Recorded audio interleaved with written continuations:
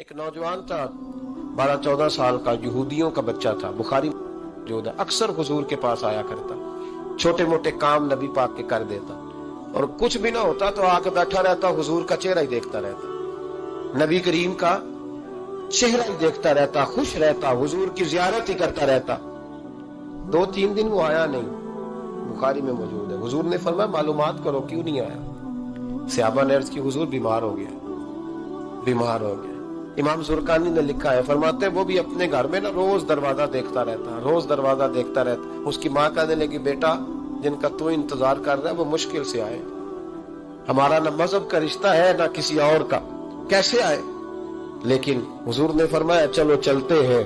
جب میرے نبی کریم علیہ السلام نے دروازے پہ دستک دی تو امام زرقانی کہتے ہیں کہنے لگا اماں سے کھولو دروازہ، مصطفیٰ کریم آ گئے، حضور آ گئے۔ والد نے دروازہ کھولا، نبی کریم اندر تشریف لائے۔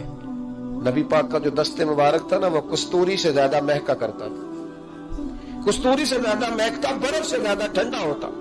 کہتے ہیں نبی پاک اس کے پاس گئے تو اندر داخل ہوئے تو رونے لگا۔ حضور نہ سرانے والی سائڈ پہ بیٹھ گئے، اس کا سر اٹھا کے گود میں رکھا، اور جب اس کے بالوں میں حضور نے دست مبارک پھیرا تو اس کی ماں اور باپ کی آنکھوں میں بھی آنسو آ گئے۔ یہ اندازے کرم غریبوں کے ساتھ، ہم غریبوں کے ساتھ۔ وہ ایک ہندو شاعر تھا تو وہ حضور کی نعتیں لکھتا تھا، تو کچھ مسلمان بھی بڑے ڈاڈے ہوتے ہیں نا، اس کو جا کہنے لگے نعتیں تو بڑی لکھتا ہے، کلمہ کیوں نہیں پڑھتا؟ کلمہ بھی پڑھنا۔ تو اس نے کہا چل اس پہ بھی شعر سن لے، اس پہ بھی تو شعر ہی سن لے، کو میں تیرا پابند تو نہیں۔ کہنے لگا ہو جائے عشق کسی سے کوئی چارہ تو نہیں، صرف مسلم کا محمد پہ اجارہ تو نہیں، صرف مسلم کا محمد پہ اجارہ تو نہیں۔ اتنا ڈانڈا نہ ہو یار، میرے ساتھ یہ رویہ نہ کر، ہو گیا پیار، یہ ہو جایا کرتا ہے، اب تو اس طرح تو نہ کر میرے ساتھ۔ حضور نے جب پھیرا نا بالوں میں ہاتھ، ماں باپ رونے لگے، اس نے بھی آنکھیں کھولی۔ میرے رسول پاک سید عالم صلی اللہ تعالی علیہ وآلہ وسلم نے نا اس بچے کا چہرہ دیکھا، حضور سمجھ گئے وقت تھوڑا رہ گیا۔ تب حضور نے اس کے ساتھ وہی کیا جس سے اس کی آخرت سنور جائے، وہ کیا جو درد تھا میرے نبی پاک، جو شوق رکھتے تھے حضور سب کے لیے، جو سب کے لیے شوق رکھتے تھے۔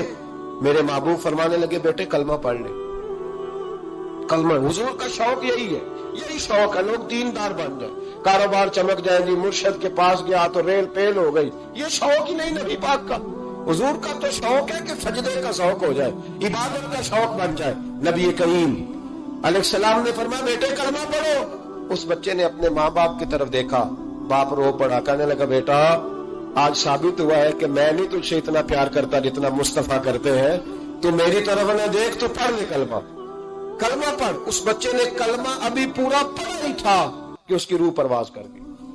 مسلمان ہوتے ہی اللہ کی بارگاہ میں حاضر ہو گیا۔ نبی کریم صلی اللہ تعالی وسلم نکلے، آنکھوں میں آنسو تھے، لبوں سے مسکرا رہے تھے، اور حضور فرمانے لگے اللہ کا شکر ہے جس نے میری وجہ سے اسے جہنم سے آزاد کر دیا، کہ دوزخ سے بچ گیا، یہ شکر ہے۔ شکر اس بات کا کرو کہ کوئی ہماری وجہ سے دوزخ سے بچ، دوزخ سے بچ۔ باقی تو سارے کام چلتے ہیں، دنیا داری تو ہوتی ہے، کوئی بندہ جہنم والی سڑک پہ نہ ہو۔ ایک بات اور سنیں اور اس کو نا اپنے دل میں جگہ دیں۔ نبی پاک علیہ السلام کی جو خواہش تھی نا ہمیشہ سے، وہ یہ تھی کہ لوگ سنوریں، لوگ دین پر عمل کریں۔ ایک گروہ تھا صحابہ کو، ان کو فرمایا کہ فلاں جگہ جہاد کے لیے جانا ہے تو جمعہ وہاں جا کے پڑھنا۔